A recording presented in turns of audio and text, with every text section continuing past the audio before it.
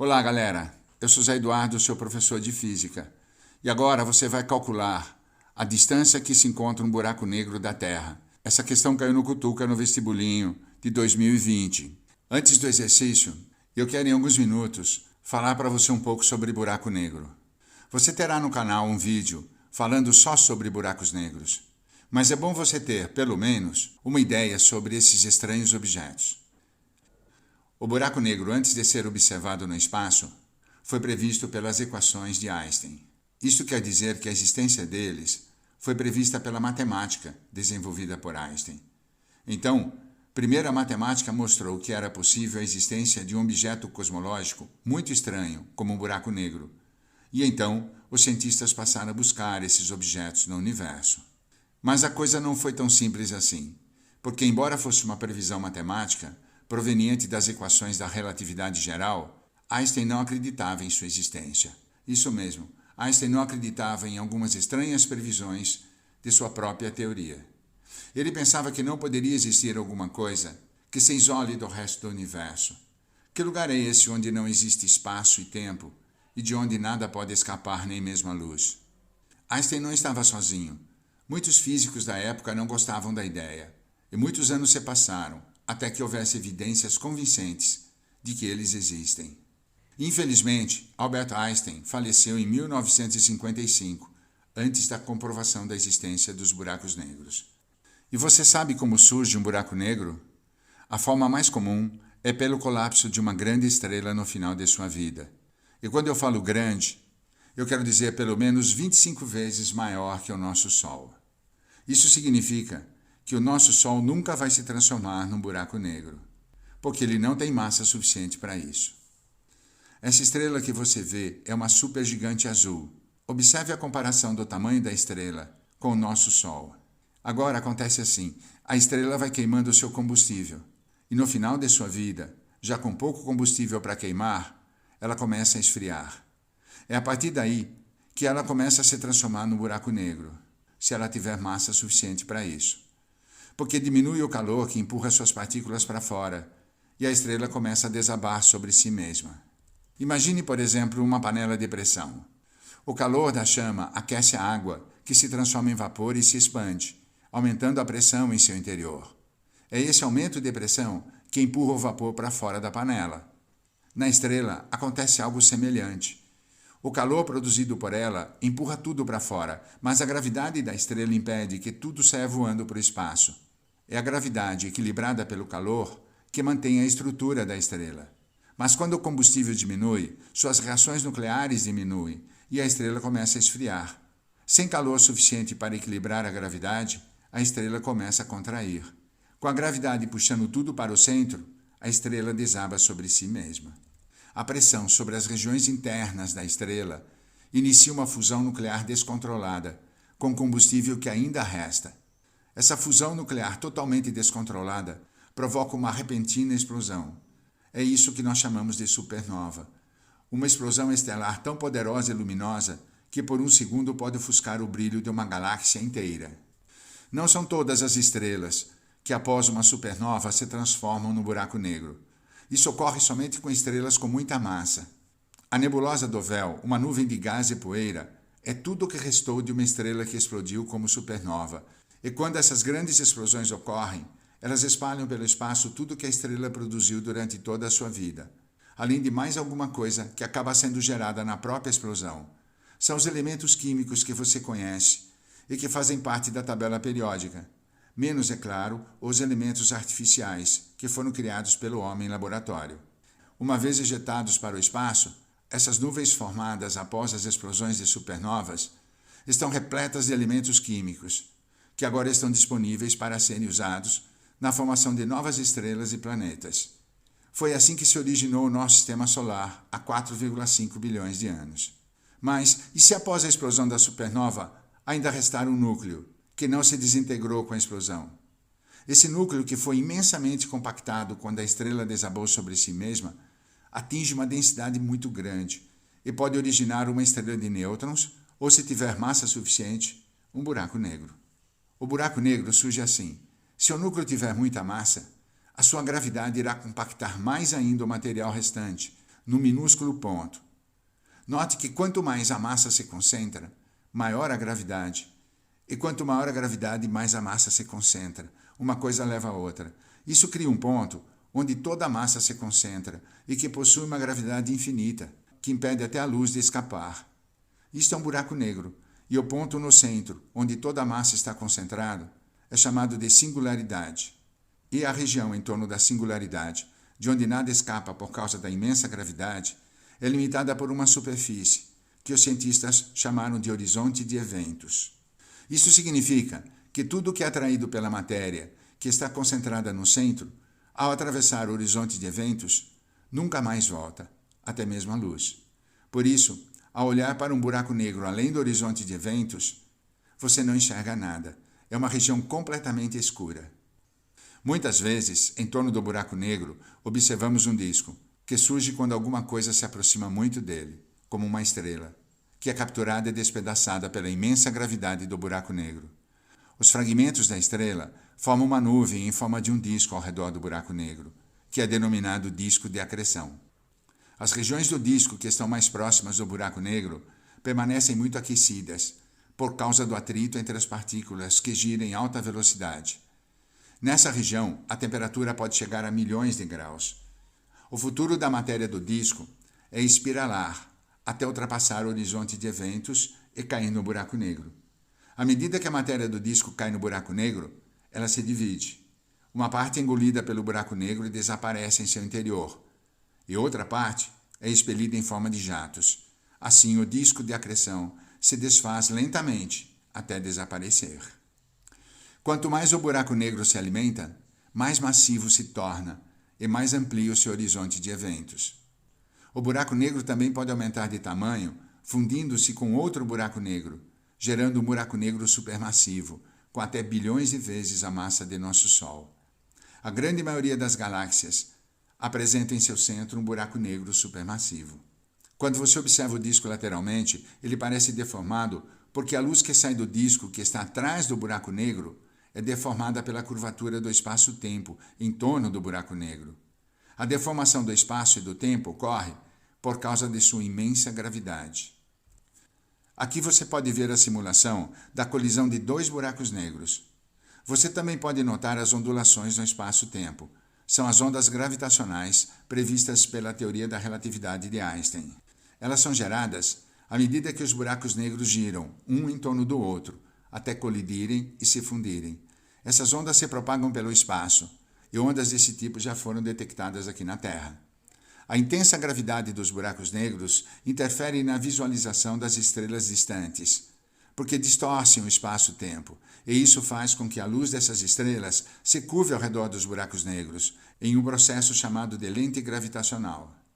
Todas as imagens que você viu aqui, embora correspondam a objetos astrofísicos reais, são simulações por computador, produzidas de acordo com as previsões da teoria da relatividade de Einstein. Ninguém jamais filmou um buraco negro, mas um buraco negro já foi fotografado. Esta é a primeira foto dos arredores de um buraco negro. É uma imagem de algo que jamais foi visto anteriormente, mas foi concebido pelas equações de Einstein. Por isso, antes mesmo da foto, já tínhamos uma ideia de como é um buraco negro. A mancha escura no centro é a sombra da região delimitada pelo horizonte de eventos. Tenha a convicção de que ao olhar para aquela região escura, você está olhando para uma região onde o tempo para. Então, a partir do horizonte de eventos, a gravidade cresce absurdamente e aprisiona tudo que está por perto. Matéria e energia, se atravessarem o horizonte de eventos, terminam concentradas em um único ponto, a singularidade, que não pode ser visualizada. A sombra do buraco negro é o mais próximo que podemos chegar de uma imagem do próprio buraco negro, um objeto completamente escuro, do qual a luz não pode escapar. Agora, gente, que vocês já têm uma ideia do que é um buraco negro, nós vamos começar a resolver o exercício que caiu no Cutuca. Galera, é o seguinte, a primeira informação se refere à massa do buraco negro. E ele compara a massa do buraco negro com a massa do Sol. E para você ter uma ideia do que isso significa, observe essas imagens. Compare o tamanho da Terra com o tamanho do Sol. O Sol é muito maior que a Terra. Você sabia que mais de 99% da massa do sistema solar está contida no Sol? Agora, olhe para essa figura e procure imaginar o buraco negro. O buraco negro é 6 bilhões de vezes maior. É como se o buraco negro tivesse 6 bilhões de estrelas, como o nosso Sol. Todas concentradas, todas contidas num único ponto, a singularidade. Esse é um lugar tão difícil de conceber que até mesmo Einstein não acreditava em sua existência. Como é possível você colocar num único ponto mais de 6 bilhões de estrelas como o nosso Sol? Toda essa massa produz um horizonte de eventos de 20 bilhões de quilômetros. Para você ter uma ideia do tamanho do horizonte de eventos, para você ter uma ideia do tamanho dessa região escura delimitada pelo horizonte de eventos, compare com o raio da órbita de Plutão. O raio da órbita de Plutão é 6 bilhões de quilômetros. Isso significa que Plutão está distante do Sol 6 bilhões de quilômetros. Mas o horizonte de eventos do buraco negro está distante do centro dele 20 bilhões de quilômetros. Isso significa que o horizonte de eventos envolve uma esfera escura, que é 3 vezes maior do que o nosso sistema solar. Então, imagine um buraco negro quase 3 vezes o tamanho do nosso sistema solar. Agora, galera, eu destaquei as informações que são relevantes para a gente resolver o exercício. E vamos começar entendendo o significado de ano-luz. E ele fornece para a gente o significado de ano-luz. Note que ele diz que um ano-luz é a distância percorrida pela luz em um ano. Ano-luz não é unidade de tempo, é unidade de distância. Sabendo que um ano-luz é a distância percorrida pela luz em um ano, 5 milhões de anos-luz corresponde à distância percorrida pela luz em 5 milhões de anos. E o que isso significa? Isso significa que essa luz que foi captada agora na foto saiu do disco de acreção em torno do buraco negro há 5 milhões de anos atrás. Essa luz está percorrendo o espaço por 5 milhões de anos e agora ela foi captada aqui na Terra. Então, galera, eu não sei se você notou, mas no exercício ele fornece a distância, só que ele fornece a distância do buraco negro até a Terra em anos-luz e pede para você calcular a distância do buraco negro até a Terra em metros. Então você simplesmente vai fazer uma conversão de unidade. Você vai converter ano-luz para metros. E como é que nós vamos fazer essa conversão de unidades? Você precisa calcular a distância do buraco negro até a Terra. E como você faz para calcular a distância percorrida por alguma coisa? Você multiplica a velocidade pelo tempo. Então, nós vamos multiplicar a velocidade da luz pelo tempo que essa luz percorreu essa distância. A velocidade da luz, ele fornece 3 vezes 10 a quinta quilômetros por segundo. E o tempo? Bem, o tempo, você já concluiu, é 5 milhões de anos. Então, eu vou multiplicar a velocidade da luz por 5 milhões de anos. Não se esqueça de que você precisa converter anos para segundos, porque a velocidade da luz foi fornecida em quilômetros por segundo. E para converter anos para segundos, você tem que multiplicar por 3 vezes 10 elevado a 7. Por quê? Porque ele disse para você que cada ano tem 3 vezes 10 elevado a 7 segundos. Então, você multiplica 5 milhões de anos, 5 vezes 10 elevado a 6, por 3 vezes 10 elevado a 7. Se você faz essa continha, você vai descobrir quantos segundos tem em 5 milhões de anos.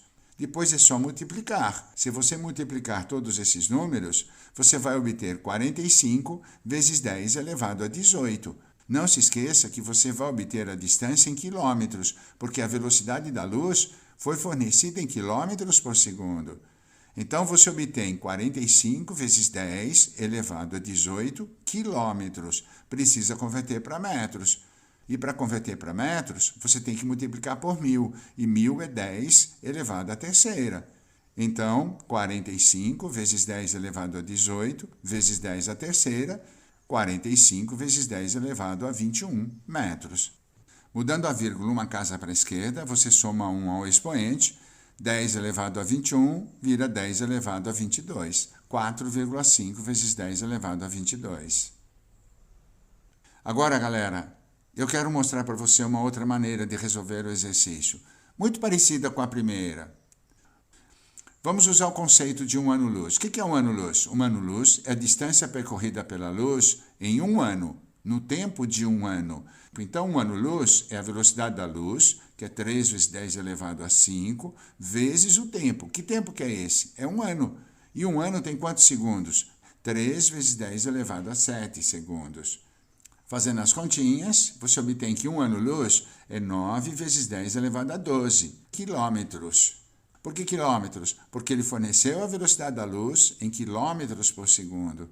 Então, o que eu estou fazendo? Eu substituo a velocidade da luz em quilômetros por segundo e substituo o tempo em segundos. 3 vezes 10 a sétima é o tempo em segundos de um ano. Fazendo as continhas, passando para metros, 10 elevado a 12, soma 3 no expoente. Soma 3 no expoente, porque cada quilômetro tem 1.000 metros. 10 a terceira, soma 3 no expoente, 10 a 15. Ou seja, um ano-luz é 9 vezes 10 elevado a 15 metros. 5 milhões de anos-luz, basta eu multiplicar 9 vezes 10 elevado a 15 por 5 milhões, ou seja, 5 vezes 10 a sexta. Fazendo a continha, 45 vezes 10 a 21 metros.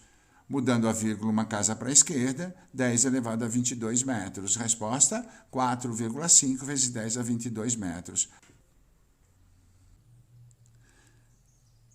Galera, agora é o seguinte, quando eu buscava informações sobre buracos negros e sobre o telescópio de horizonte de eventos, o EHT, que permitiu aos astrônomos produzirem a primeira foto de um buraco negro, se bem que eles não fotografaram um buraco negro, mas a sua sombra sobre o disco de acreção, eu notei uma discrepância entre os dados do EHT e os dados apresentados no exercício. Observe a distância apresentada para você. 5 milhões de anos-luz. Agora, observe as informações divulgadas pelos astrônomos do EHT. 55 milhões de anos-luz.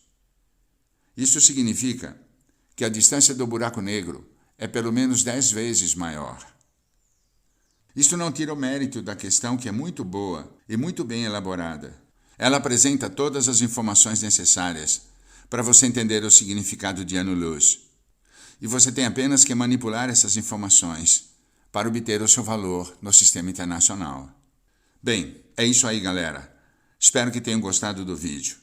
Não se esqueçam de divulgar o material e deixar um like. Isso também ajuda na divulgação. Um grande abraço e até o próximo vídeo.